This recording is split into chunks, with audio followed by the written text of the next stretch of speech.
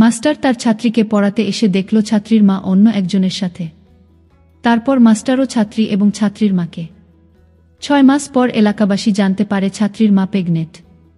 বন্ধুরা, ভিডিওর শেষ পর্বটি শুরু করার আগে আমার সকল বন্ধুদেরকে অনুরোধ করছি দয়া করে প্রথম এবং দ্বিতীয় পর্বটি শোনার জন্য, কারণ আজকের ভিডিওর শেষ পর্বটি হতে যাচ্ছে সেরা একটি ভিডিও। চলেন বন্ধুরা, ভিডিও শেষ পর্বটি শুরু করি। পরের দিন আখির সাথে আমাকে যেতে হলো। না করার পর যখন আখি বলল আমাকে ছাড়া সে যাবে না, তখন বাধ্য হয়ে আমি তার সাথে যাব বলে ঠিক করলাম। আখি যখন গাড়ি থেকে তার ফুপির বাড়ির সামনে নামল, তখন কেন জানি মনে হল এই বাড়িটা আমার অনেক দিনের চেনা। হয়তো ভুলে গিয়েছি, তবে এই বাড়িতে এর আগেও আমি এসেছি। বাড়িতে ঢোকার পর যখন সাথীকে দেখতে পেলাম, তখন আর বুঝতে বাকি রইল না আখির ফুপি হলো সাথীর মা। আখি আর সাথী মামাতো ফুফাতো 2 বোন। সাথী আমাদের দুজনকে দেখে অনেক অবাক হলেও নিজের অনুভূতিটা প্রকাশ করল না। বুঝতে পারলাম মায়ের শোকে এরকম হয়ে গেছে সাথী। আখি যখন সাথীর মায়ের কাছে গেল, তখন সাথীর মা আখির দিকে না তাকিয়ে আমার দিকে তাকালো। আমি আখির পেছনে ছিলাম। তারপরেও সাথীর মা আমার দিকে কেন এমন করে তাকালো আখি বুঝতে পারল না। আমি সাথীর মায়ের কাছে যেতে পারলাম না, কারণ তার শরীরের প্রায় সব জায়গাতেই কিসের যেন দাগ। এই দাগগুলোর কারণেই মানুষ তার কাছে যেতে চায়নি। অথচ এগুলো ছোঁয়াচে না। এমন না যে সাথীর মাকে স্পর্শ করলে এমনটা আমারও হবে। তবুও কেন জানি ভয় হতে লাগলো, ঘেন্নাও হতে লাগলো। তাই আমি আর আখি সাথীর মায়ের থেকে অনেকটা দূরেই দাঁড়িয়ে রইলাম। সাথীর মা দূর থেকে ভাঙা ভাঙা গলায় আমাকে বললেন, আমি তোমার সাথে অনেক বড় অন্যায় করেছি। সেই পাপের শাস্তি আমি পেয়েছি। আমার জন্য তুমি অনেক কিছু হারিয়েছ। আমি তোমার কাছে ক্ষমা চাওয়ার মতো যোগ্যতাও রাখি নাই। তবে জানো কি, আমি এখনো বেঁচে আছি তোমার সাথে কথা বলার জন্য। না হলে অনেক আগেই মরে যেতাম। যতটা দিন বেঁচে ছিলাম ততটা দিন বুঝেছি যন্ত্রণা কি, কষ্ট কি। এত যন্ত্রণা নিয়ে বেঁচে থাকা যায় না। কিন্তু আমি জানি এর থেকেও অনেক বেশি মানসিক যন্ত্রণা নিয়ে তোমাকে প্রতিটা দিন বাঁচতে হয়েছে। আর এর কারণ আমি। আমার জন্য আমার মেয়েটাকেও যে এভাবে কাঁদতে হবে কখনো ভাবিনি। বিশ্বাস কর, সাথীর কান্নাটা আমি সহ্য করতে পারি না। আমি মরার পর হয়তো সাথীর কেউ থাকবে না। ওর বাবা আমার সম্পর্কে জানার পর দেশেই আসেনি। হয়তো আমার মৃত্যুর পর আসবে সাথীর টানে। আখির সাথে তোমার পরিচয় কিভাবে হয়েছে আমি জানি না। গিয়ে আখির দিকে তাকিয়ে বলল, আখি, এই ছেলেটা অনেক ভালো। তোর ফুপি অনেক খারাপ মানুষ। খারাপ মানুষকে দেখতে এসেছিস জেনে খুব ভালো লাগলো। শুনেছি তুই নাকি একটা ছেলেকে বিয়ে করে তার সাথেই আবার পালিয়ে গিয়েছিস। কথাটা বলতে বলতেই সাথীর মা আমাদের সামনে শেষ নিঃশ্বাস ত্যাগ করলেন। কিভাবে একটা প্রাণ আমার চোখের সামনে এই পৃথিবী ছেড়ে চলে গেল বুঝতেই পারলাম না। তবে মানুষটা যে মরার পরেও অনেক শান্তি পেল সেটা বুঝতে পারলাম। কারণ বেঁচে থাকতে সে শান্তিতে ছিল না, প্রতিটা মুহূর্তে তাকে অসহ্য যন্ত্রণা ভোগ করতে হয়েছে। এর থেকে কি মৃত্যু ভালো না? সাথী দরজা একপাশে দাঁড়িয়েছিল। যখন জানতে পারল তার একমাত্র আপনজন তাকে ছেড়ে চিরদিনের জন্য চলে গিয়েছেন, ঠিক তখনই কান্নায় ভেঙে পড়ল সাথী। আখির চোখেও পানি। আমার চোখে পানি নেই, তবে ভিতরটা পুড়ে যাচ্ছিল। আফসোস হচ্ছিল কেন আর কিছু সময় আগে আসলাম না, কেন কথাগুলো শেষ করতে পারলাম না। আমি সাথীর কাছে গিয়ে সাথীকে সান্ত্বনা দেওয়ার বৃথা চেষ্টা করলাম। সাথীকে সান্ত্বনা দেওয়ার ভাষা আমার জানা নেই। হঠাৎ করেই সাথী আমাকে জড়িয়ে ধরে কাঁদতে থাকে। আমি কি করব বুঝতে পারছিলাম না। এমন একটা সময়ে কি তাকে নিজের কাছ থেকে ছাড়িয়ে দূরে সরিয়ে দেওয়া উচিত নাকি জড়িয়ে ধরা উচিত? আমি তাকে 2 হাত দিয়ে জড়িয়ে ধরে থাকলাম।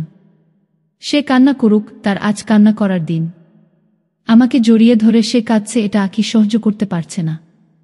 তাই হয়তো আমার কাছে এসে সাথীকে আমার কাছ থেকে ছাড়িয়ে নিয়ে নিজে সাথীকে সান্ত্বনা দিতে লাগল। সাথীকে জড়িয়ে ধরে আখিও কান্না করতে লাগল। কারণ আখি জানে সাথীর আপন বলতে ওই একজন ছাড়া আর কেউ রইল না। আখির কান্না থেমে গেলেও সাথীর কান্না থামে না।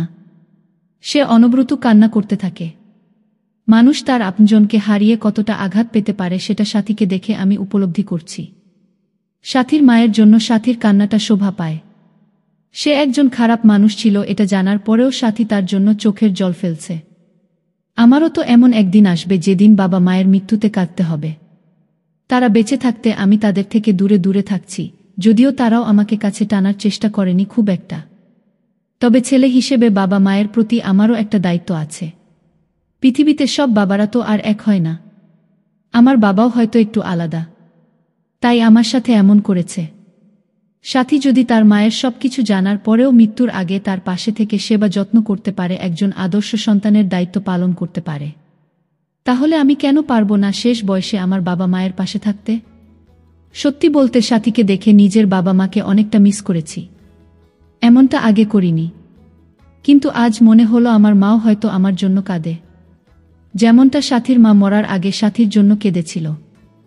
2 দিন সাথীর ওখানে থাকলাম আমরা, তারপর চলে আসলাম। সাথী এতটাই ভেঙে পড়েছিল যে সে আমার আর আখিকে সম্পর্কে জানার আগ্রহ প্রকাশ করেনি একটাবারের জন্যেও। অথচ আমি ভেবেছিলাম আমাকে আর আখিকে এভাবে একসাথে দেখে সাথী অনেক প্রশ্ন করবে, অনেক কিছু জানতে চাইবে, কিন্তু তেমন কিছুই জানতে চাইল না সাথী। তার মানে কি সাথীর ইমোশনগুলো তার মায়ের জন্য ছিল, আমার জন্য ছিল না? সে তার মায়ের জন্য আমার কাছে ফোন দিয়ে কান্না করত। অনেকদিন আগে আমাকে ভালোবাসতে চেয়েছিল, এমন তো না যে আমাকে ভালোবেসেছিল। এতদিনে নিশ্চয়ই ভালোবাসার মতো কাউকে খুঁজে নিয়েছে সাথী। আমিও এটাই চেয়েছি। আমি চাইনি সে আবার আমাকে ভালোবাসুক। আগে হয়তো তার ভালোবাসাটা আমি ফিরিয়ে দিতে পারতাম না, কিন্তু এখন তাকে গ্রহণ করার মতো অবস্থায় আমি নেই। কাজেই সাথী যদি নিজের সুখের জন্য কাউকে খুঁজে নিয়ে থাকে, তাহলে আমার চেয়ে খুশি আর কেউ হবে না। কারণ আমিও চাই মেয়েটা তার একাকিত্ব দূরে করে কষ্টের জীবনের অবসান ঘটিয়ে সুখে শান্তিতে বেঁচে থাকুক। কিছুদিন পরের কথা, হঠাৎ করেই একদিন জানতে পারি বাবা হার্ট অ্যাটাক করেছেন। যখন খবরটা শুনতে পেলাম তখন রাত 8টার মতো বাজে। আমি তখন আখির সাথে খাবার খাচ্ছিলাম। খবরটা শোনার পরে আমার কোনো কিছুই মনে ছিল না। তিনি আমাকে বাসা থেকে বের করে দিয়েছিলেন, নিজের মেয়ের জামাই বাড়ির সবার সামনে আমাকে সন্তান বলে অস্বীকার করেছিলেন। কাউকে বলেননি যে তার একটা ছেলে আছে। এসব কিছুই কেন জানি মনে করতে পারলাম না আমি। শুধু তখন একটা কথায় মনে হলো, হাসপাতালে যে মানুষটা মৃত্যুর সাথে পাঞ্জা লড়ছে সে মানুষটা আমার বাবা, মানুষটা আমাকে এই পৃথিবীর আলো দেখিয়েছেন। আমি খাবার টেবিল থেকে উঠেই একটা দৌড় মারলাম। যেভাবেই হোক, যে করেই হোক আমাকে হাসপাতালে পৌঁছাতে হবে। আখি আমার এমন অদ্ভুত ব্যবহারে অনেকটা সারপ্রাইজড হলো, আমার কাছে জানতে চাইল কি হয়েছে। আমি তাকে কিছু বলার প্রয়োজন মনে করলাম না। 1 ঘন্টার মধ্যে কিভাবে কি করে আমি হাসপাতালে পৌঁছালাম জানি না, তবে পৌঁছালাম। হয়তো বাবা নামের ভালোবাসার শক্তিটাই আমাকে অলৌকিকভাবে পৌঁছে দিয়েছে। আমি হাসপাতালের ভিতরে গিয়ে দেখলাম আমার মা কাঁদছে। বোনটাও এসেছে। সবাইকে কাঁদতে দেখে আমারও চোখ দিয়ে 2 ফোঁটা জল গড়িয়ে পড়ল। একসময় আমি ভেবেছিলাম এরকম বাবার জন্য আমি কখনো নিজের চোখের জল ফেলব না, কিন্তু ভাগ্যের কি নির্মম পরিহাস, আজকে না চাইতেও আমাকে আমার বাবার জন্য চোখের পানি ফেলতে হচ্ছে। আমার খুব ইচ্ছে করল মায়ের কাছে দৌড়ে গিয়ে মায়ের আঁচলের নিচে মন ভরে কাঁদি। কতটা দিন মায়ের সাথে কথা বলিনি আমি কি তাহলে আমার মাকে ভুলে গিয়েছিলাম? মায়ের কান্নাটা আমার সহ্য হচ্ছিল না। আমি কখনোই আমার মাকে এভাবে কাঁদতে দেখিনি। যে মানুষটা সবসময় হাসি খুশি থাকত সেই মানুষটার চোখটা আজ জ্বলে ভরা। এই হাসপাতালে এর আগেও আমি এসেছিলাম রাশেদের কাছে। আমি রাশেদকে খুঁজতে লাগলাম। অনেকক্ষণ খোঁজাখুঁজির পর রাশেদের সাথে দেখা হলো। রাশেদ আমার বাবা মাকে চিনত না। আমি বলার পরেই ও চিনতে পারল। ও যখন বলল ছোট্ট একটা অপারেশন করতে হবে বাবার, তখন আমার ভিতরটা কেঁপে উঠল, ভয় কাজ করতে লাগল। আমার মনে হলো আমি আমার জীবনে প্রথমবারের মতো খুব খুব কাছের কাউকে হারাতে যাচ্ছি। সেই মানুষটা আমার বাবা। আমি মানসিকভাবে খুব দুর্বল হয়ে পড়লাম। বাবার রক্তের গ্রুপ আমার সাথে মিল ছিল। অপারেশন থিয়েটার যাওয়ার আগ পর্যন্ত আমার মা আর বোন জানতেন না যে বাবাকে আমি রক্ত দিচ্ছি। আল্লাহর রহমতে ভালোভাবে অপারেশনটা হয়ে গেল। যেটা নিয়ে ভয় করেছিলাম সেরকম কিছু হয়নি।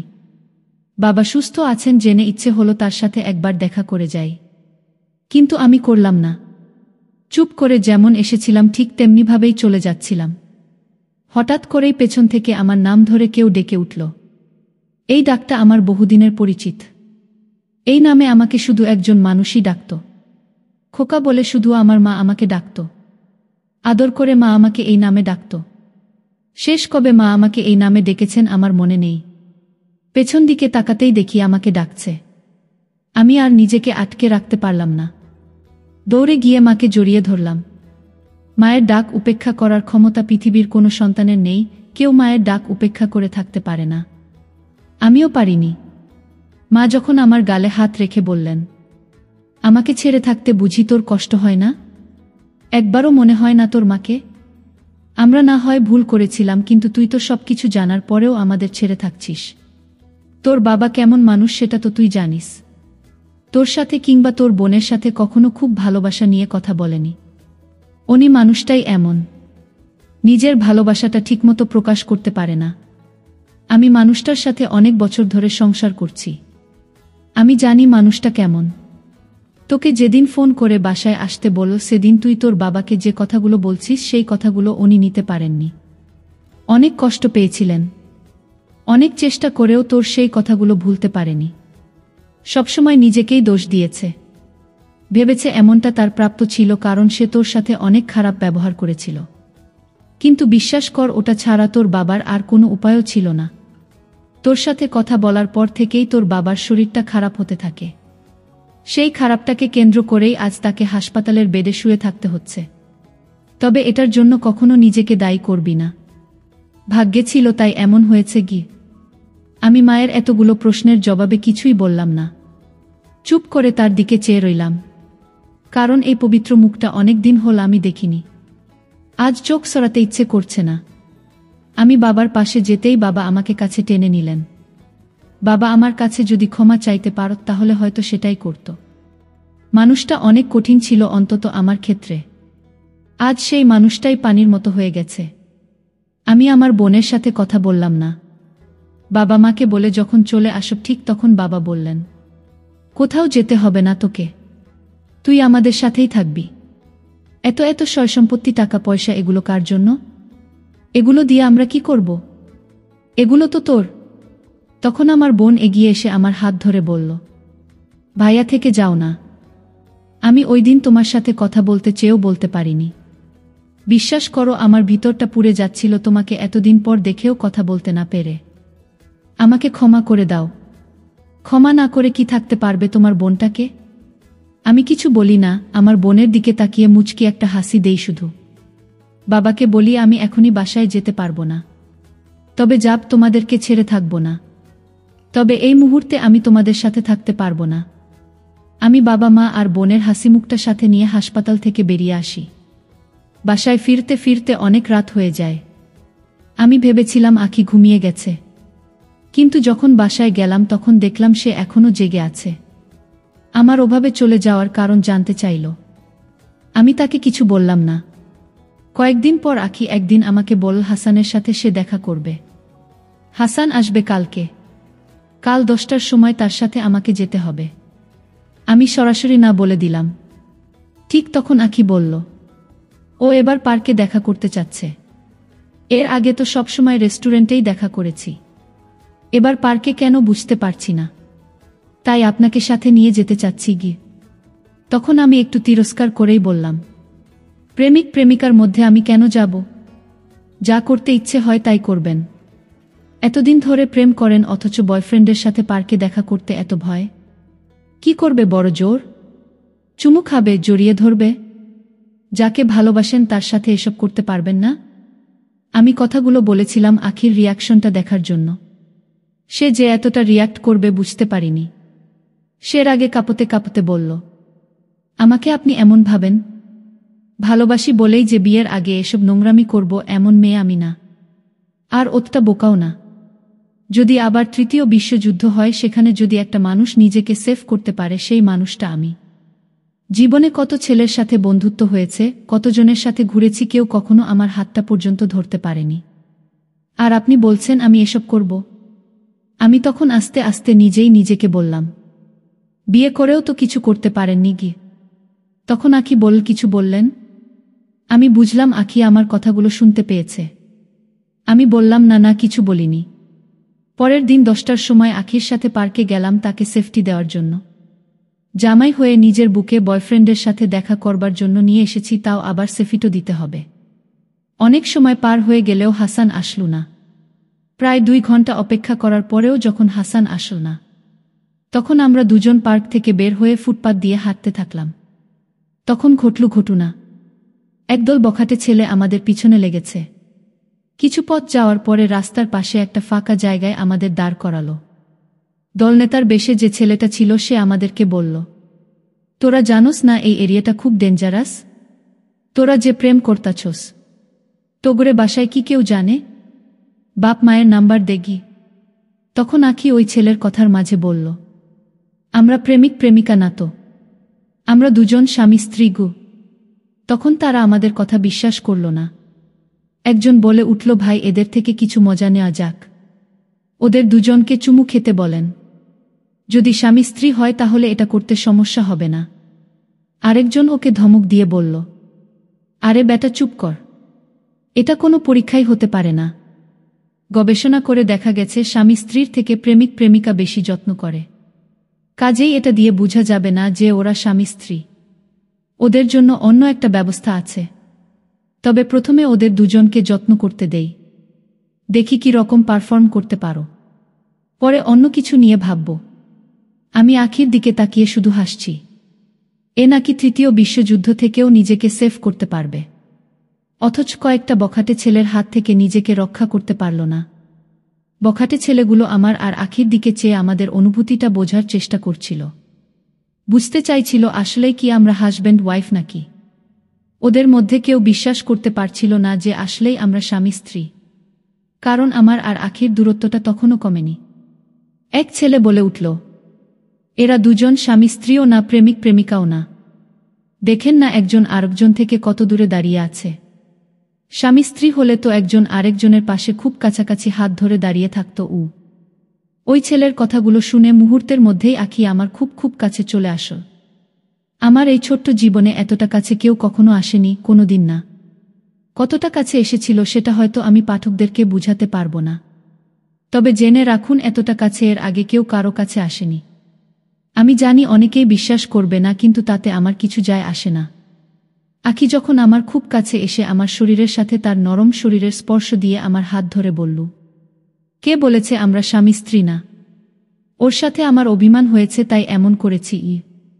তখন বখাটে ছেলেদের দলপতি আমাদের দিকে তাকিয়ে বলল, যেহেতু আপনারা স্বামী স্ত্রী তাহলে আমরা যেটা বলছি ওটা করে ফেলুন, না হলে আমরা ভিন্ন কিছু করতে বাধ্য হব, আর সেই ভিন্ন কিছুটা আপনাদের জন্য কখনোই ভালো হবে না। বখাটে ছেলেদের দলপতির কথার জবাবে আমি চুপ করে থাকলেও আঁখি চুপ থাকল না। সে যে সাহসী একটা মেয়ে তৃতীয় বিশ্বযুদ্ধে জয় লাভ করার ক্ষমতা রাখে সেটা প্রমাণ করার জন্যই হয়তো সে বুক উঁচু করে লোকটার দিকে রাগী চোখে তাকিয়ে বলল, এটা কি পাবলিক প্লেসে করার মতো কোনো জিনিস নাকি? এটা হল পার্সোনাল জিনিস, এটা কেন সবার সামনে করতে হবে?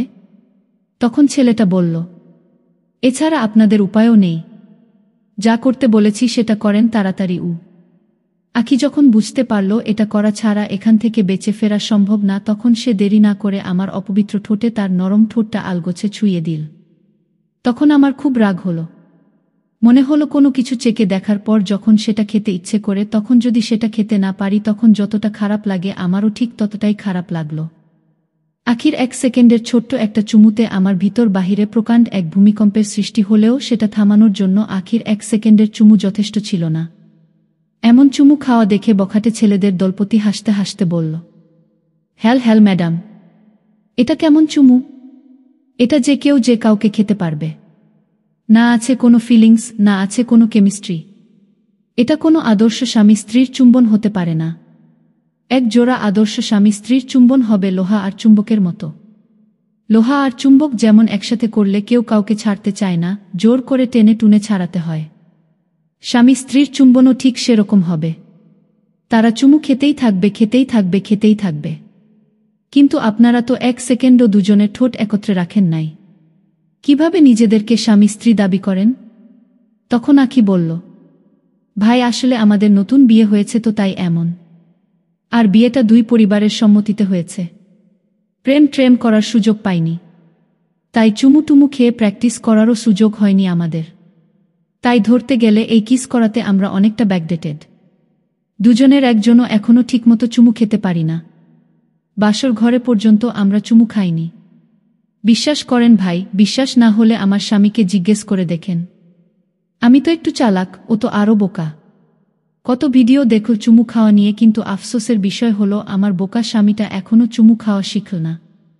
নাটক সিনেমায় যেভাবে একজন আরেকজনের ঠোঁটে চুমু খায়, বাস্তবে আসলে তেমনটা হয় না। বাস্তবতা ভিন্ন।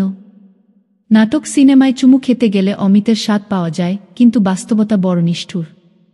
বাস্তবে সিগারেটের গন্ধ ছাড়া কিছু পাওয়া যায় না। আগে আখির কথা শুনে আমার হাসি আটকে রাখতে বড় কষ্ট হচ্ছিল, তবুও আটকালাম। এই মেয়ে যে কি দিয়ে তৈরি আজ বুঝতে পারলাম। কিন্তু আমি তো জীবনে কোনোদিন সিগারেট মুখে দেইনি। তাহলে আখি আমার ঠোঁটে সিগারেটের গন্ধ পেল কিভাবে? এটা নিশ্চয়ই বিরোধী দলের চক্রান্ত। কিন্তু আমার তো কোনো বিরোধী দলই নাই। কে এই জঘন্য কাজটা করবে? নিশ্চয়ই আখির চালাকি এটা। আমি যখন এসব উদ্ভট চিন্তাভাবনা করছিলাম, ঠিক তখন বখাটে ছেলেদের দলপতি আখিকে ধমক দিয়ে বলল, ফাজলামো করেন আমাদের সাথে? আপনারা দুজন এখন দুজনকে আদর খাবেন। ঘড়ি ধরে 2 মিনিট অদ্ভুত কাজ করবেন, না হলে আপনার স্বামীর বদলে অন্য কারো সাথে আপনাকে এই কাজটা করতে হবে। পরিস্থিতি ভয়াবহ দেখে আখি বুঝতে পারল, এখন যদি এটা আমরা না করি তাহলে হয়তো সত্যি সত্যিই আমার বদলে অন্য কাউকে তার অদ্ভুত কাজ করবে। আমি আখির দিকেই তাকিয়েছিলাম। আমার চোখের পলক ফেলতেই আখি আমার কাছে এসে আমার ঠোঁটে তার নরম ঠোঁটটা ডুবিয়ে দেয়। আমার তখন মনে হলো আমি কোনো অমিতের স্বাদ নিচ্ছি। এর থেকে মিষ্টি হয়তো জগতে আর কোনো কিছু নেই, থাকতে পারে না। আখির চুম্বনে আমি আর নিজেকে কন্ট্রোল করতে পারলাম না। আমিও সব লজ্জা, অপমান, ভয়, সংকোচকে পেছনে ফেলে আখিকে শক্ত করে দুহাত দিয়ে নিজের কাছে টেনে নিয়ে আসি। আমিও তার ভালোবাসার ছোঁয়ায় হারিয়ে যায় এক স্বর্গরাজ্যে। পুরো 2 মিনিট পর আমাদের অদ্ভুত কাজের পর্ব শেষ হল। আমার পারফর্মটা ভালো না হলেও আখির পারফর্মটা বখাটে ছেলেদেরকে তাক লাগিয়ে দিয়েছে। কেউ কেউ মাটিতে পড়ে সেন্সলেস হয়ে গিয়েছে, কেউ কেউ বেঁচে থেকেও মরে গিয়েছে। তারা মেনে নিয়েছে এই মেয়ে কোনো সাধারণ মেয়ে না। আমি ভেবেছিলাম পরিচিত কাউকে ফোন করব, কিন্তু যখন দেখলাম আখিকে কাছে পাওয়ার একটা সুযোগ আছে, তাই সেটা হাতছাড়া করতে চাইনি। পরে ওই ছেলেগুলো কাউকে ফোন করা ছাড়াই আমাদেরকে ছেড়ে দেয়। আমি আর আখি ঘোরের মধ্যে বাসায় চলে আসলাম। 2 দিন হয়ে যায় আমি গোসল করি না, আমার ঠোঁট ভিজাই না, ঠিকমতো পানিও খাই না, কারণ আখির চেহারাটা আমি এত তাড়াতাড়ি ভুলতে চাই না। সেই যে ওই দিন বাসায় আসার পর কাঁথা গায়ে দিয়ে বিছানায় শুইছি আর উঠার নাম নাই। যতবার অনুভব করি ততবারই আখির ওই মারাত্মক দৃশ্যটা আমার চোখের সামনে ভেসে উঠে। বাসায় আসার পর যখন আখিকে জিজ্ঞেস করেছিলাম, আপনি এত সুন্দর করে অদ্ভুতভাবে কাজ করতে পারেন, জানতাম না। জানলে হয়তো নিজের জীবনের বিনিময়ে হলেও আপনার সাথে অদ্ভুত কাজ হতো। আমার এমন মজা করাটা আখি মেনে নিতে পারল না। রাগে কাঁপতে কাঁপতে বলল, আপনি এমন কেন? আপনি ওই ছেলেদেরকে কিছু বললেন না কেন? নিজের পরিচিত কাউকে ফোন করলেই তো পারতেন। তাহলে তো আমাদের এমন অবস্থায় পড়তে হতো না। আমি তখন আখির দিকে তাকিয়ে খুশি মনে বললাম, দেখুন, আল্লাহ যা করে ভালোর জন্যই করে। ভাগ্য ভালো ছিল আমাদের শুধু চুমু খেতে বলছে। অনেক সময় এমন অবস্থায় দেখা যায় যে দুজনকে রিলেশনও করতে বলে। সেক্ষেত্রে আমরা অনেক বড় বাঁচা বেঁচে গেছি। আর ওরা ছিল 10 জন আর আমি একা। 2-1 জন না হলে হয় রিস্ক একটা নিতাম। আপনিই বলুন, এতগুলো মানুষের সাথে একা আর কি করতে পারতাম আমি? কিছুই করতে পারতাম না। তাই নীরব দর্শক হয়ে সবকিছু দেখেছি। তখন আখি একা একা কি যেন বলতে বলতে আমার সামনে থেকে চলে গেল। আখি বসে বসে কাঁদছিল নাকি হাসছিল বুঝতে পারছিলাম না। কাছে গিয়ে দেখলাম আসলেই সে কাঁদছে। তবে তার কান্নাটা আমার কাছে রিয়াল মনে হলো না, কেমন যেন ন্যাকা কান্না মনে হলো। জোর করে কান্না করছে সে, চোখ দিয়ে পানিও পড়ছে না। আমি তার মিথ্যা ফ্যাত কান্নাকে সান্ত্বনা দেওয়ার জন্য বললাম, কি হয়েছে আপনার? কাঁদছেন কেন? তখন আখি তার ন্যাকা কান্না করতে করতে বলল, আমি হাসানকে কথা দিয়েছিলাম আমি তাকে আমার বিশুদ্ধ আমিটা উপহার দিব, কিন্তু আমি তার কথা রাখতে পারিনি। আমি তখন মনে মনে বললাম, বাল, তোমার থেকে হাসান আরও অনেক বেশি বিশুদ্ধ। তোমরা সবাই বিশুদ্ধ, খালি আমরাই অশুদ্ধ। আমি আখির কাছে গিয়ে বললাম, আমার কাছে একটা বুদ্ধি আছে, এটা করলে আপনি আগের মতো বিশুদ্ধ হয়ে যাবেন। তখন আখি বলল, কি বুদ্ধি? তখন আমি তার আরও কাছে এগিয়ে গিয়ে বললাম, ছোটবেলায় যখন ফুটবল খেলে ব্যথা পেতাম, তখন ওই ব্যথার মধ্যেই আবার ব্যথা দিতাম। মানে ফুটবল দিয়ে শট মারতাম ওই ব্যথার ওখানে। ব্যথা অটোমেটিক্যালি ভালো হয়ে যেত। ঠিক তেমনি আপনি যেই ঠোঁটে চুমু খেয়েছেন সেই ঠোঁটে আরেকবার কিস খাবেন। আমি নিশ্চিত আপনি আগের মতোই পিওর বিশুদ্ধ হয়ে যাবেন গু। আমার কথা শুনে আখি আমার দিকে আগুন চোখে তাকালো। মনে হলো ওই চোখের আগুনে আমাকে পুড়িয়ে মারবে। অথচ অনেক আগেই আমি তার ওই মায়াবী চোখের ভিতরে নিজেকে হারিয়ে ফেলেছি। বের হওয়ার লোকেশন খুঁজে পাচ্ছি না বলে বের হতে পারছি না। পাঠকরা কেউ লোকেশন খুঁজে পেলে জানাবেন। সত্যি বলতে আজকাল মানুষকে ভালো বুদ্ধি দিতে নেই। আমাকেই দেখুন না, আখিকে বিশুদ্ধ হওয়ার এত সুন্দর একটা বুদ্ধি দিলাম আর সে আমার উপর রাগ করল। এজন্যই আমি কাউকে কখনো ভালো পরামর্শ দেই না। আস্তে আস্তে আখি ওই দিনটির কথা ভুলতে লাগলো, একসময় ভুলেও গেল। কিন্তু কেন জানি আমার ভোলা হলো না। কিছু কিছু মানুষ আছে যারা খুব সহজেই কোনো কিছু করে ফেলতে পারে, আবার খুব সহজেই সেটা ভুলেও যেতে পারে। কিন্তু আমি তেমন না। আমার একটা জিনিস মনে ধরে গেলে সেটা ভুলতে অনেকটা সময় লাগে, অনেকটা কষ্ট হয়। আখি আমার থেকে হয়তো বা আলাদা, তাই তার জিনিসটা ভুলতে তেমন কষ্ট হলো না। আখি যে আমাকে কখনো ভালোবাসেনি কিংবা আমার জন্য তার হৃদয়ে কখনো ভালোবাসার বীজ বপন হয়নি সেটা খুব ভালো করেই আমি বুঝতে পারি। আর হলেও সেটা ক্ষণিকের জন্য। কিন্তু একটা প্রশ্ন থেকেই যায়, একজনকে ভালোবাসা অবস্থায় অন্য কোনো মানুষের প্রতি কি কখনো ক্ষণিকের জন্য নিজের হৃদয় মন্দিরে ভালোবাসার জন্ম নিতে পারে? হয়তো পারে না, কিংবা পারে না। আখি কি আমাকে ক্ষণিকের জন্য ভালোবেসেছিল, যার জন্যই অমন করে আমাকে আদর দিয়েছিল? তার ভালোবাসাটা সবসময় ওই হাসানের জন্য। আমি তার কেউ না, এমনটাই মনে হয়েছে এতদিনে। হঠাৎ করেই একদিন আমি খুব অসুস্থ হয়ে পড়ি। বাঁচব না মনে হয় এরকম অবস্থা হয় আমার। জ্বরে গা পুড়ে যাচ্ছিল, গরমের মাঝেও প্রচণ্ড শীত অনুভব করছিলাম। তখন আখি আমার অনেক যত্ন নিয়েছিল। টানা 5 দিন আমি বিছানায় পড়েছিলাম। এই 5 দিন আখি সবসময় আমার পাশে ছিল। আমার মনে হয়েছে এবার বুঝি আখি আমাকে ভালোবাসা শুরু করেছে।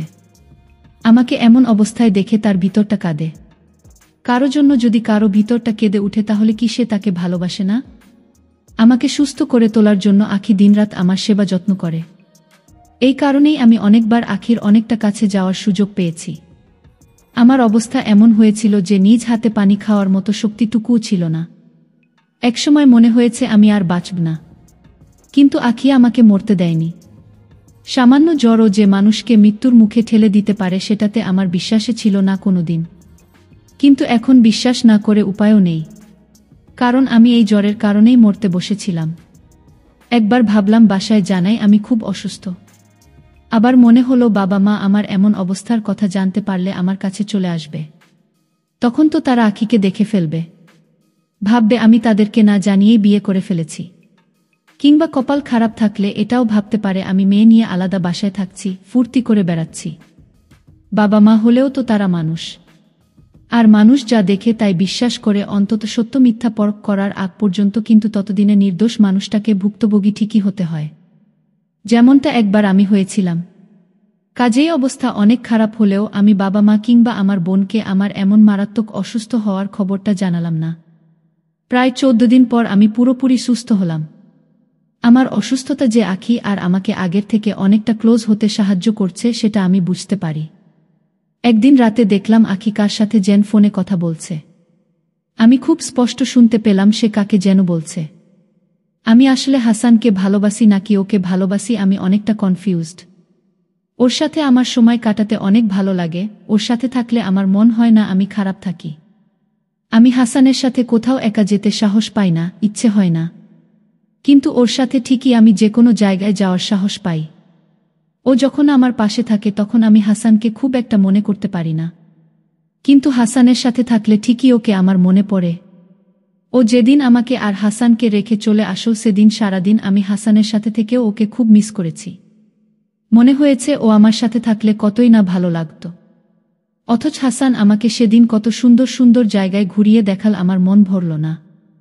এত কিছুর পরেও মনে হয় আমি যদি হাসানকে ভালো না বাসি তাহলে আমি প্রতারক হব, বেঈমান হব। একজনকে ভালোবাসা অবস্থায় অন্য কাউকে ভালোবাসার মতো অপরাধ করেছি আমি।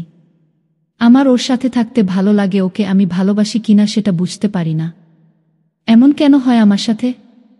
আমি কেন বুঝতে পারি না? আচ্ছা, এমন কি কারো সাথে হয়? একজনকে ভালোবাসা অবস্থায় অন্য কারো প্রতি ভালো লাগা, ভালোবাসার সৃষ্টি হয়।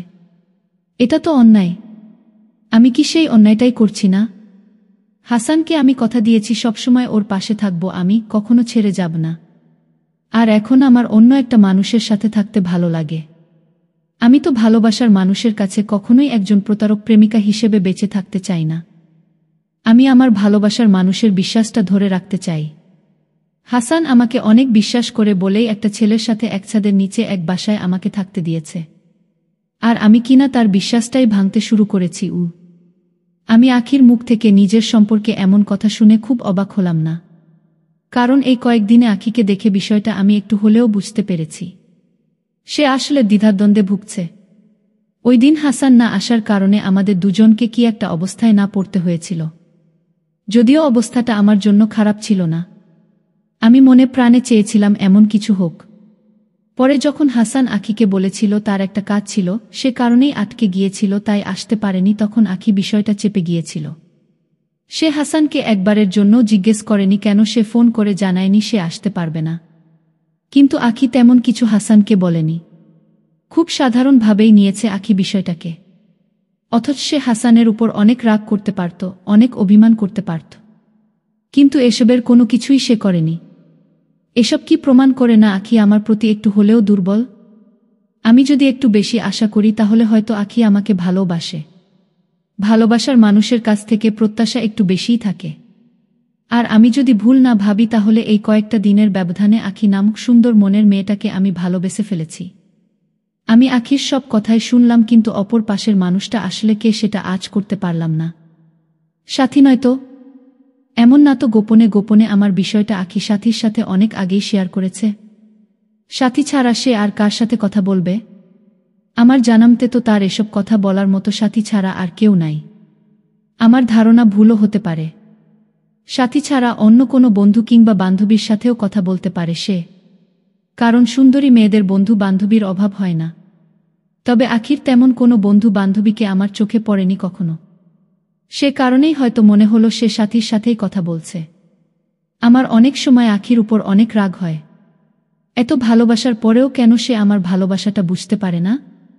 আমি আর আমার সৃষ্টিকর্তা জানে আমার ভালোবাসার মাঝে কোনো ফাঁক নেই, শুধু আখি জানে না। আমি তাকে কখনো জানাতেও চাই না। সে যদি আমাকে কখনো সত্যিই ভালোবাসে তাহলে সে আমার ভিতরটাকে উপলব্ধি করবে, আমার কাছে ছুটে এসে আমাকে জড়িয়ে ধরে কান্না করবে।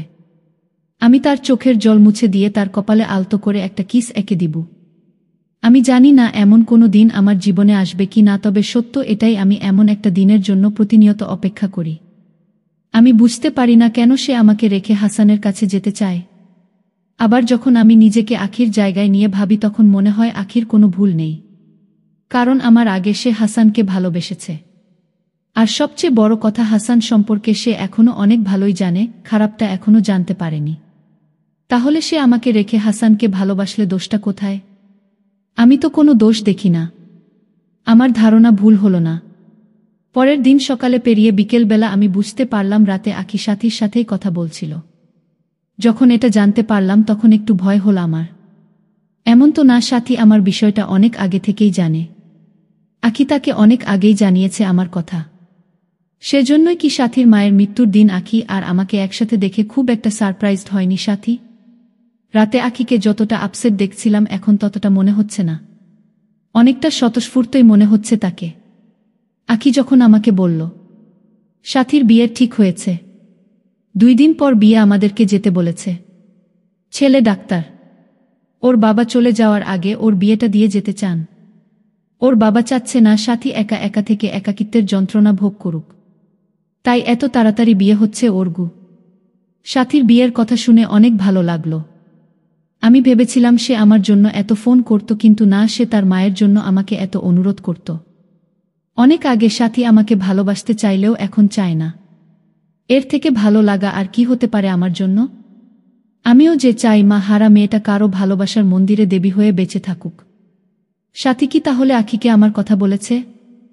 হয়তো বলেনি, কারণ নিজের মায়ের সম্পর্কে তো আর কেউ ইচ্ছে করে কারো কাছে খারাপ কিছু বলতে যাবে না।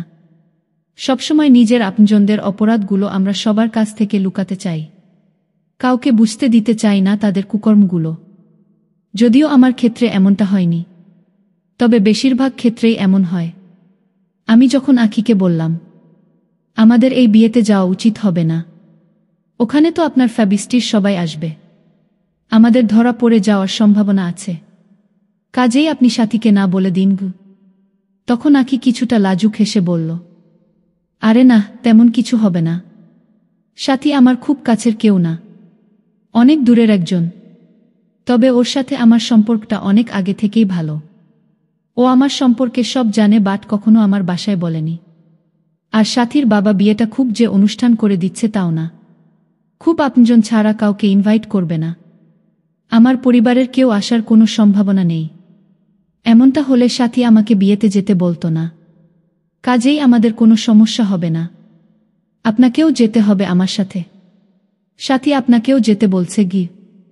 আখির সাথে বিকেলে কথা হলো, তার কাছ থেকেই জানতে পারলাম সাথীর এক ডাক্তার ছেলের সাথে বিয়ে। তখন পর্যন্ত জানতাম না আমি এই ছেলেটাকে, কার সাথে সাথীর বিয়ে। রাতে যখন রাশেদ ফোন করে তার বিয়ের কথা জানালো তখন আর বুঝতে বাকি রইল না সাথীর সাথেই রাশেদের বিয়ে ঠিক হয়েছে। বিয়েটা হুট করেই ঠিক হয়ে গেছে, তাই আমাকে জানাতে দেরি করেছে। রাশেদকে আমি যতটুকু চিনি জানি ছেলে হিসেবে অনেক ভালো। সেক্ষেত্রে সাথীর জন্য ভালোই হয়েছে। একটা মেয়েকে ভালো রাখার মতো সবকিছুই রাশেদের মাঝে রয়েছে। 2 দিন পর আমি আখিকে নিয়ে সাথীর বিয়েতে গেলাম। আখি যেভাবে বলেছিল বিয়েতে খুব বেশি মানুষ দাওয়াত দেওয়া হবে না। আসলে বিষয়টা তেমন না। আমরা ছাড়াও অনেক মানুষ এসেছে। কেন জানি মনে হতে লাগলো আখির বাবা মাও হয়তো বিয়েতে এসেছে। আজকে আর আমাদের রেহাই নেই। তবে তারা আসেনি। আসলে আমার জন্য ভালোই হতো, তবে আমার ভালোটা কেন জানি হয় না। সাথীকে বউ সাজে খুব ভালো লাগছে না আমার কাছে। তবে খারাপও লাগছে না। সব মেয়েকে বউ হিসেবে ভালো লাগে না, কিন্তু এই মেয়েটাকে লাগার কথা ছিল, তবে লাগছে না। এমনিতেই যতটা সুন্দর লাগে আজকে বউ সাজার পর ততটা সুন্দর লাগছে না। আখির ক্ষেত্রে বিষয়টা তেমন না। আখিকে যেদিন প্রথম বউ সাজে দেখেছিলাম সেদিনই বুঝেছিলাম এটাই এই মেয়ের সর্বোচ্চ ভালো লাগার মতো রূপ। এর থেকে ভালো লাগার মতো রূপ তার আর হতে পারে না। আখিকে বউ সাজলে যতটা সুন্দর লাগে সাথীকে ততটা লাগছে না, তবে সুন্দর লাগছে। কোনোরকম ঝামেলা ছাড়াই বিয়েটা হয়ে গেল। আমাদেরও কোনো সমস্যায় পড়তে হলো না। বিয়ে শেষ হতে হতে অনেক রাত হয়ে গেল। বাসর ঘর সাজালাম আমি আর আখি দুজন মিলে। আখি খুব সুন্দর করে বাসর সাজিয়েছে, এতটা সুন্দর করে হয়তো তার নিজের বাসর কেউ সাজায়নি। সবসময় দেখে এসেছি বাসরটা সাধারণত ছেলেদের বাড়িতেই হয়। মেয়ের বাড়ি থেকে মেয়েকে নিয়ে যাবে, তারপর ছেলের বাড়িতে বাসর সাজানো হবে। কিন্তু এখানে ব্যাপারটা ভিন্ন। রাশেদের তেমন আপন বলতে কেউ না থাকায় বাসরটা সাথীদের বাসাতেই করতে হচ্ছে, যেমনটা আমাকে করতে হয়েছিল। যদিও আমার ওটাকে বাসর বলা চলে না। কেননা বাসর রাতে যা যা করে মানুষ তার কিছুই আমরা করিনি। রাত প্রায় 12টা পার হয়ে গিয়েছে। সাথী আর রাশেদকে বাসর ঘরে ঢুকিয়ে দিয়ে আসার পর সাথীর বাবা আমাদের থাকার ব্যবস্থা করলেন ছোট্ট একটা রুমে। কারণ তিনিও জেনে গিয়েছেন আমরা স্বামী স্ত্রী। তবে এটা জানেন না যে আমরা শুধু নামে স্বামী স্ত্রী, কোনো কাজের না। আখির সাথে বিয়ের পর এই প্রথম এক বিছানায় ঘুমাতে হচ্ছে আমাদেরকে। বাসর রাতে পালিয়ে আসার পর সবসময় আলাদা বিছানাতেই আমরা ঘুমিয়েছি, কিন্তু আজ সেই সুযোগ নেই। রুমটাও খুব ছোট, নিচে ঘুমানোর মতো তেমন কোনো জায়গা নেই। আমি খুব ক্লান্ত ছিলাম, তাই বিছানা দেখার সাথে সাথে নিজের গা এলিয়ে দেই। ঠিক তখনই আখি বলে উঠে, আমরা এখানে একসাথে ঘুমাবো? আমি শুয়ে থাকা অবস্থাতেই বললাম, তাছাড়া আর তো কোনো উপায়ও নেই গি। তখন আখি কপাল কুঁচকে বিছানার দিকে আগাতে আগাতে বলল, উপায় থাকবে না কেন? নিচে তো একটু জায়গা আছে, ওখানে ঘুমান আপনি, আমি ওপরে ঘুমাই। আখির এমন কথা শুনে একটু অবাক হলাম না, কারণ এই মেয়েটা এমনই, সবসময় নিজের বুঝ বুঝে খুব স্বার্থপর একটা মেয়ে। আমি তখন বিছানা থেকে উঠে বসে পড়লাম আর বললাম, আমি কেন নিচে ঘুমাবো? শুধু শুধু কেন মশার কামড় খাবো? এমন না তো যে নিচে ঘুমালে আমার অনেক লাভ, কিংবা না ঘুমালে অনেক বড় ক্ষতি হয়ে যাবে। তখন আখি মন খারাপ করে বলল, আমি একটা মেয়ে, আর একটা মেয়েকে সেফ রাখার দায়িত্ব আপনার। পুরুষরা চাইলে অনেক কিছুই পারে যা মেয়েরা পারে না। আমার নিচে ঘুমালে ঘুম আসবে না। প্লিজ আপনি নিচে ঘুমান আমার জন্য হলেও। আমি কোনো ভাবান্তর না করে আখির দিকে তাকিয়ে বললাম, মেয়েরা সব কাজই পারে, দেখেন না সমান অধিকার দাবি করে। তাই ছেলেরা যে কাজ পারবে ওটা তো মেয়েদেরকেও পারতে হবে। আর আমি কেন আপনার কথায় নিচে ঘুমাব? আপনি তো আমার কেউ না। মানুষ তার আপন মানুষের জন্য সব কষ্ট সহ্য করতে পারে, সবকিছু সয়ে যেতে পারে। আপনি তো আমার আপন কেউ না, তাহলে আমি কেন আপনার জন্য এসব করতে যাব? কে হন আপনি আমার? মনের ভিতর অনেক অনেক অভিমান নিয়ে কথাগুলো বললাম আমি। আমারও ইচ্ছে করছিল তুলতুলে নরম বিছানাতেই ঘুমাক মেয়েটা। এরকম ফুলের ন্যায় কোমল একটা মেয়েকে কংক্রিটের শক্ত ফ্লোরে ঘুমাতে দিতে পারি না আমি। কিন্তু ওই যে অভিমান বড্ড খারাপ জিনিস। কেউ বুঝতে চায়, কেউ বা চায় না। আখিও আমার অভিমান ভরা কথাগুলো বুঝতে পারল কিনা বুঝতে পারলাম না। তবে সেও অনেকটা মন খারাপ করে অভিমানী কণ্ঠে আমাকে বলল, আমি আপনার বউ হই, আর নিজের বউয়ের জন্য এটা করা আপনার কর্তব্য। এই কথা শুনে আমার অনেক রাগ হল। ইচ্ছে করছিল আখিকে গালি দেই, বকা দেই, কিন্তু সেটা করতে পারলাম না। আমি রাগে গড়গড় করতে করতে বললাম, কিসের বউ আপনি আমার? বউ মানে বোঝেন? প্রয়োজনের সময় জামাই মানবেন, আর যখন প্রয়োজন থাকবে না তখন মানবেন না। বাহ, আপনাকে তো নিজের ভালো বোঝার জন্য নোবেল দেওয়া উচিত। কখনো বউয়ের মতো আচরণ করেছেন আমার সাথে? স্বামী স্ত্রীর মধ্যে যা হয় তেমন কিছু কি ভুলেও আমাদের মধ্যে হয়েছে? হয়নি। তাহলে কেন আপনি ওই সম্পর্কের কথাটা তুলছেন যেটার অস্তিত্ব শুধু কাগজে কলমেই রয়েছে, বাস্তবে না? কয়দিন পরে তো ঠিকই ওই হাসানের কাছে চলে যাবেন। উনি হবে আপনার স্বামী, আপনার কলিজা, আপনার আত্মার আত্মা। আর আমি হব পর, আমি তো শুধু আপনার প্রয়োজনের স্বামী। ভালোবাসার স্বামী তো হবে অন্য কেউ। আমাকে আপনি এসব বলবেন না, কখনো না। কথাগুলো বলতে বলতে কখন যে চোখের এক কোণে জল চলে আসল বুঝতেই পারলাম না। তবে আখি আমার চোখের জলটা দেখতে পারল না। আমি তাকে দেখাতেও চাই না। যে ভালোবাসার সে এমনিতেই বাসবে, কোনো কিছু দেখে নয়। চোখের জল দেখে আজকাল আর কেউ ভালোবাসে না। ভালোবাসে মুখের হাসি দেখে, আর সত্য এটা আমি হাসতে পারি না। আখি আমার কথাগুলো শুনে যে প্রচণ্ড কষ্ট পেয়েছে সেটা আমি বুঝলাম, কিন্তু আমার কিছু করার নেই। কারণ এমন কষ্ট আমি অনেক দিন থেকেই পেয়ে আসছি। যে মানুষগুলোকে কখনো কাঁদাতে চাইনি, দুঃখ দিতে চাইনি, সে মানুষগুলোই আমাকে তিলে তিলে কষ্টের আগুনে পুড়িয়েছে। আমিও পোড়াতে জানি, আমিও কষ্ট দিতে জানি। আখি আমাকে অনেক কষ্ট দিয়েছে, অথচ চাইলে সে একটু ভালোবাসাও দিতে পারত, কিন্তু দেয়নি। সে তার প্রেমিকের বিশ্বাস অর্জন করা নিয়ে ব্যস্ত। আমিও আগের থেকে নিজেকে বদলে নিয়েছি যখন দেখেছি আমার এমন সরাসরি ভালোবাসার বিপরীতে আখির কোনো পরিবর্তন হয়নি। আমি আর কারো জন্য মায়া কান্না কাঁদতে চাই না, কারো জন্য বাঁচতে চাই না। যদি বাঁচতে হয় নিজের জন্যই বাঁচব। এই পৃথিবীর মানুষগুলো বড় স্বার্থপর। তারা ভালোবাসার মানুষগুলোকে বুঝতে চায় না। আমার কথা শুনে আখি একটা বালিশ নিয়ে নিচে ঘুমিয়ে যায়। আমিও তাকে না বলি না। আমার মন খারাপের মাত্রাটা আরও বাড়তে। আমিও দেখতে চাই মাত্রাটা কত তীব্রতর হতে পারে। ভেবেছিলাম আখিকে সব বলবো, হাসান ছেলে হিসেবে ভালো না, তার চরিত্রে সমস্যা আছে।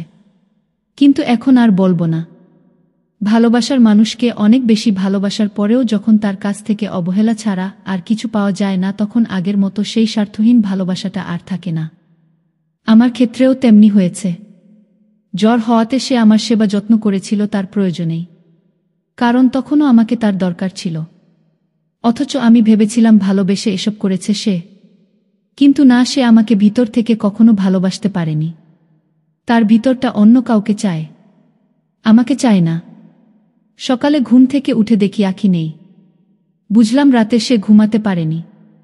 বাহিরে গিয়ে দেখলাম বারান্দায় একটা চেয়ারে বসে আছে। কাছে যেতেই তার দিকে তাকিয়ে বুঝলাম কাল রাতে অনেক কষ্ট সহ্য করেছে। মশার কামড়ে ফর্সা গাল দুটো লাল হয়ে ফুলে গিয়েছে। আমি তার কাছে গেলেও সে আমার সাথে কোনো কথা বলল না।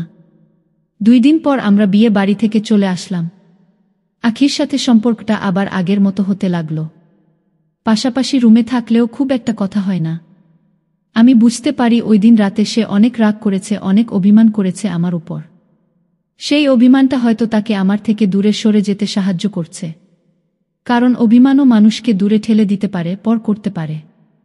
আমারও ইচ্ছে নেই তার অভিমানটা ভাঙানোর। কারণ অভিমান ভাঙানোর জন্য একটা অধিকার থাকা দরকার। সেই অধিকারটা সে আমাকে কখনো দেয় নাই। 1 মাস পরের কথা। আখি একদিন আমার রুমে এসে আমাকে বলল, কাল আমি চলে যাচ্ছি। হাসান আমার জন্য অপেক্ষা করবে বলেছে।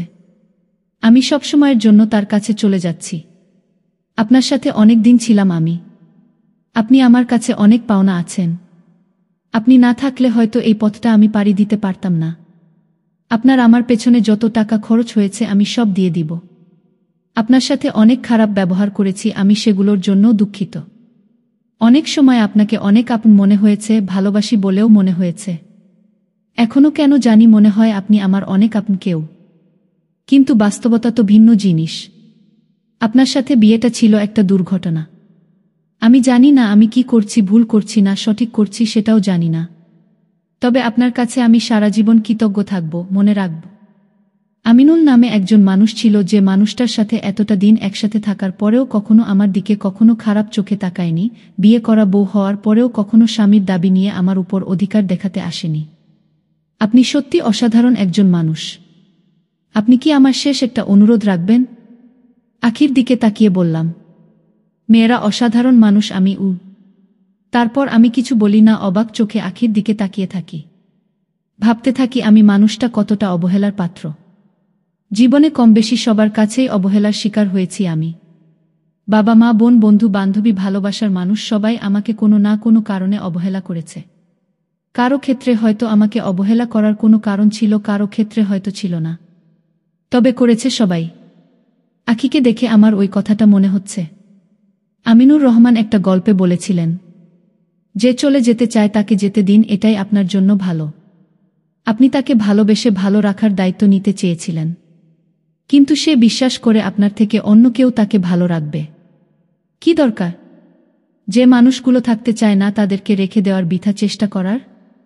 যে আপনাকে সত্যিই ভালোবাসে, কোনো না কোনো কারণ দেখিয়ে সে আপনার কাছে থেকে যাবে।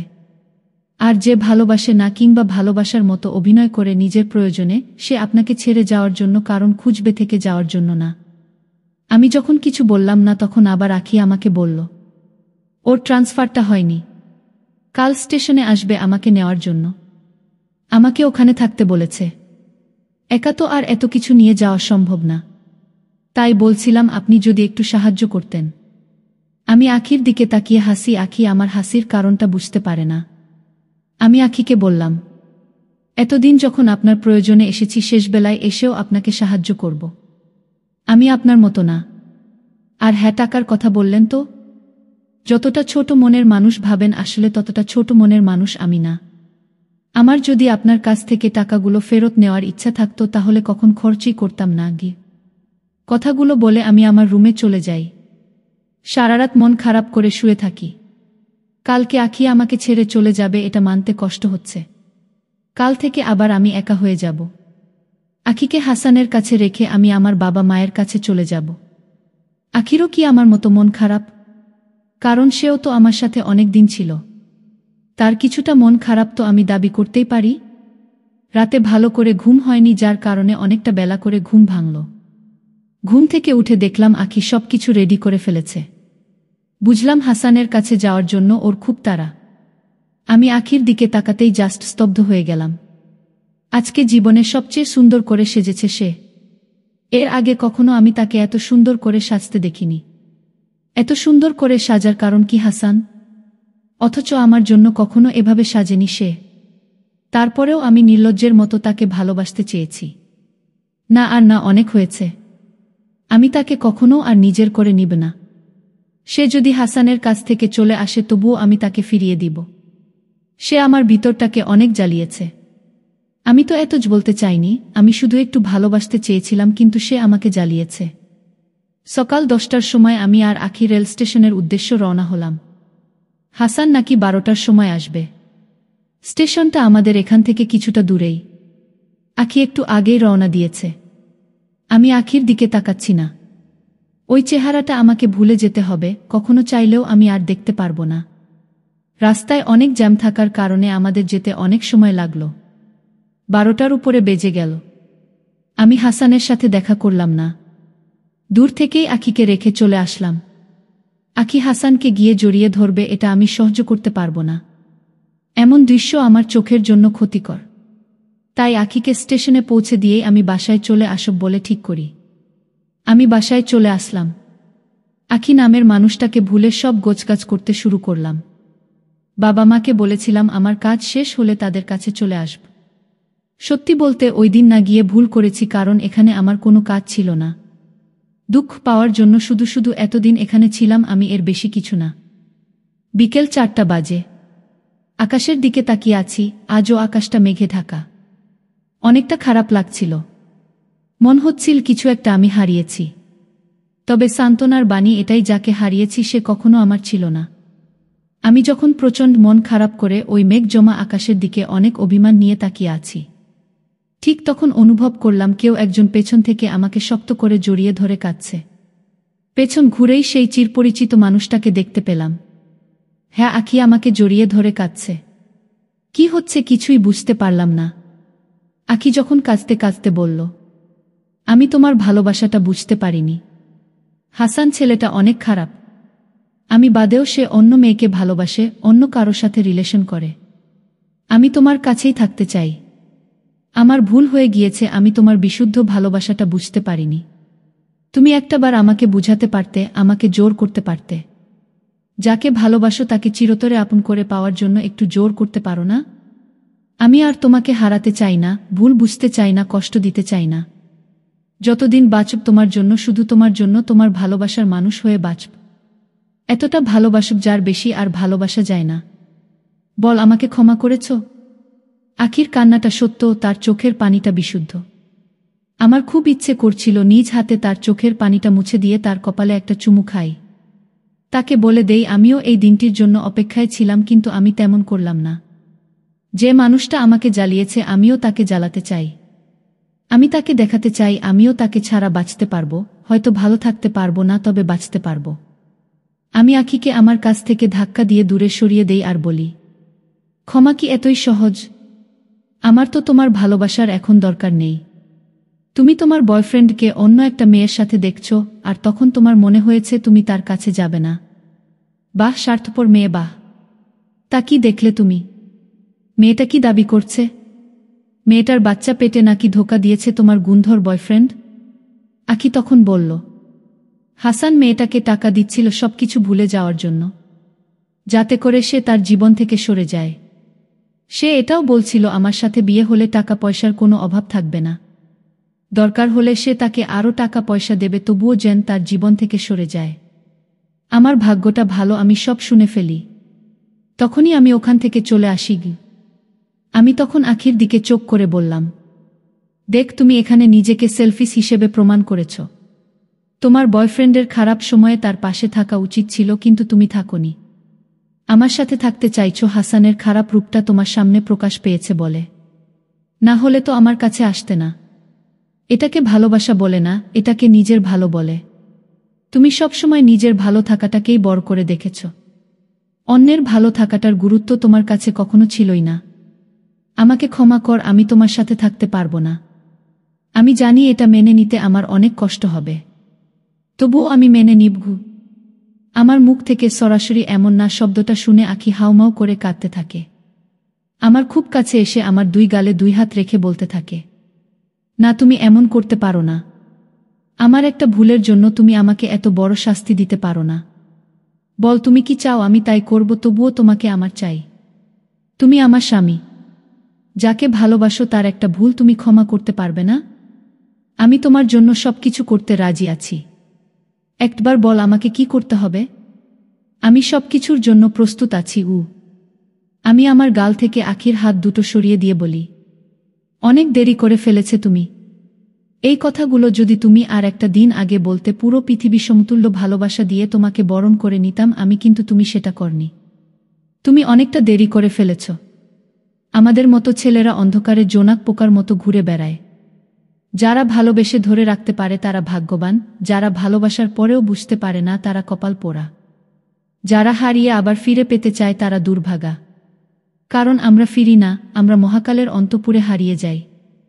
অন্ধকারের মধ্যে আলো ছড়াতে ছড়াতে জোনাক পোকার মতোই একসময় অন্ধকারে বিলীন হয়ে যাই আমরা। তোমাদের মতো মেয়েরা আমাদেরকে ধরে রাখার ক্ষমতা রাখো না। আমাদের মতো ছেলেদেরকে তোমার ডিজার্ভ করো না। কারণ আমরা সত্যিই অনেক অনেক ভালো ছেলে, যেটা তোমরা কখনো বুঝতে পারো না, পারলেও দেরিতে। আমাকে না পাওয়ার আফসোস নিয়ে তিলে তিলে মরবে তুমি, এটাই হবে তোমার জন্য আমার ভালোবাসার শাস্তি। আমি কাল চলে যাব। তুমিও চলে যেও তোমার বাবা মায়ের কাছে। বাবা মাকে জীবনে অনেক ধোঁকা দিয়েছ। তাদের কাছে ক্ষমা চেয়ে দেখে তারা ক্ষমা করে দিবে। তাদের পছন্দেই বিয়ে করে নিও, সুখী হবে। না হলে এখানে থেকেই নতুন কাউকে খুঁজে নিও, ঠিক হাসানের মতো গু। কথাগুলো বলার পর আখির দুচোখ বেয়ে অঝোর ধারায় বর্ষণ হতে থাকে। আমি বুঝতে পারি আমার কথাগুলো তার ভিতরটাকে অনেক আঘাত করেছে, সে ভীষণ কষ্ট পেয়েছে। আখি আর কোনো কথা বলতে পারে না, কারণ আমি তার সব কথা কেড়ে নিয়েছি। সকাল হলে আমি আমার নিজের বাসায় চলে যাই। আখি অনেক অনুরোধ করে থেকে যাওয়ার জন্য, কিন্তু আমি থাকি না। সে বুঝুক ভালোবাসার মানুষকে না পেলে কেমন লাগে। চলে আসার আগে আমি বিয়ের কাবিন নামাটা সাথে করে নিয়ে আসি আর বলি, তুমি যদি কখনো বিয়ে করতে চাও আমাকে বলবে, আমি তোমাকে ডিভোর্স পেপারটা পাঠিয়ে দিব। পবিত্র কাবিননামাটা তোমার মতো মেয়ের কাছে থাকতে পারে না। এটার মূল্য তুমি বুঝবে না গি। যারা স্যাড এন্ডিং পছন্দ করেন তাদের জন্য সমাপ্ত। যারা হ্যাপি এন্ডিং পছন্দ করেন তারা বাকিটুকু পড়বেন। বাসায় আসার পর পিহা আমাকে অনেক ফোন দেয়, আমি তার ফোন ধরি না। আমি তাকে ছেড়ে বাঁচা শুরু করি। শুধুমাত্র আমার জন্য বাঁচা শুরু করি আমি। ভিডিওটি কেমন লাগলো কমেন্টে জানাবেন। আপনার যারা ভিডিও প্রথম এবং দ্বিতীয় পর্বটি শুনেন নাই, তাদের জন্য ডেসক্রিপশনে ভিডিও এর প্রত্যেকটার পর্বের লিঙ্ক দেওয়া আছে, চাইলে শুনে নিতে পারেন। চাইলে ভিডিওর সকল পর্বগুলো একসাথে দেওয়া আছে, শুনে নিতে পারেন। আপনাদের সুস্থতা কামনা করে আজকের মতো ভিডিওটি এখানেই শেষ করলাম। ভালো থাকবেন, সুস্থ থাকবেন, ধন্যবাদ।